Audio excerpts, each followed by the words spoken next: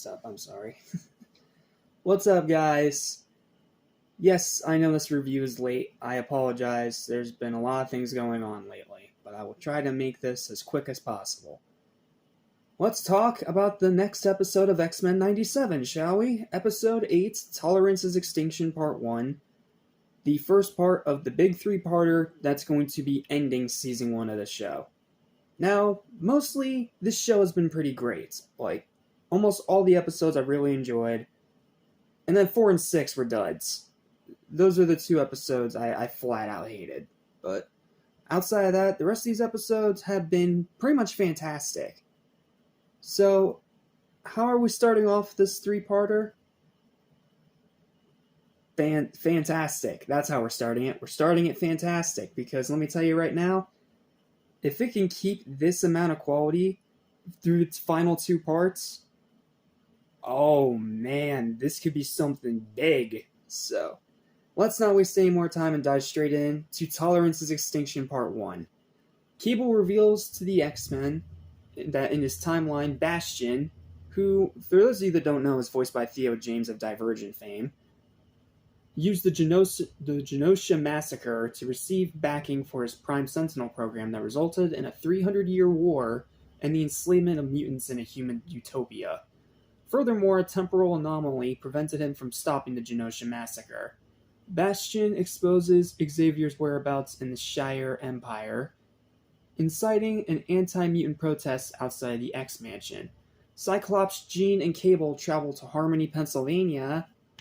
Hey, my state's getting some representation.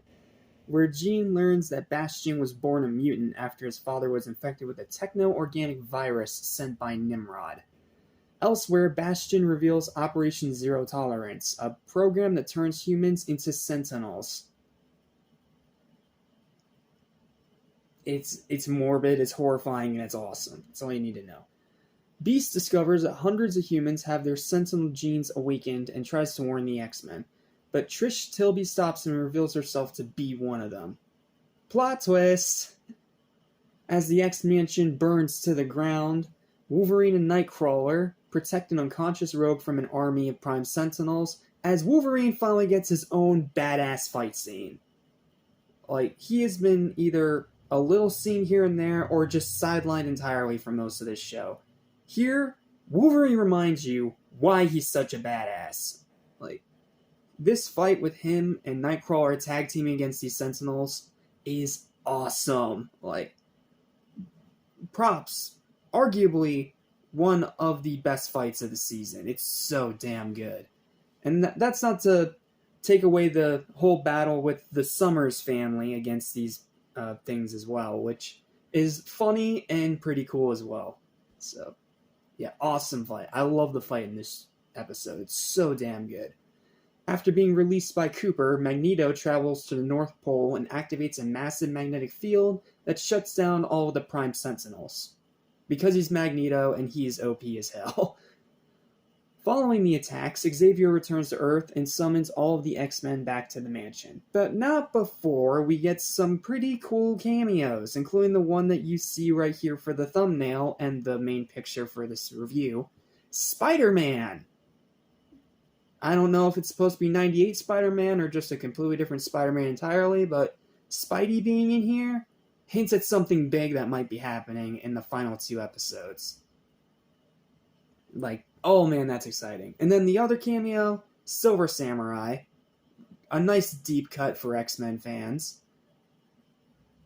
So, yeah, I pretty much have nothing else to say. Nice, short, sweet, to the point review. This episode is awesome. The fights are kick-ass. The animation is top-notch. I'm finally used to the weird comic thing that they have going on.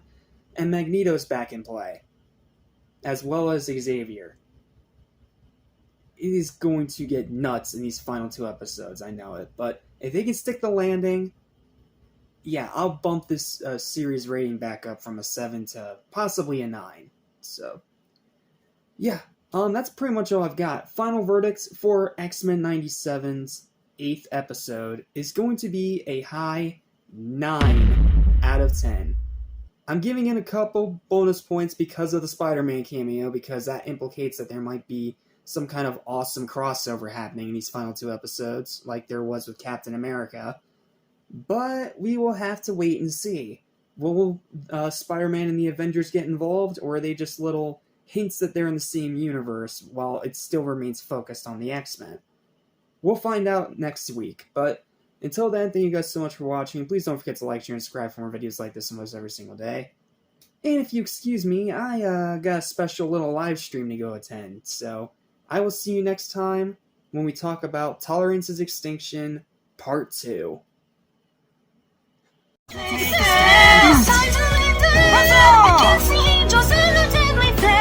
cannot take it anymore.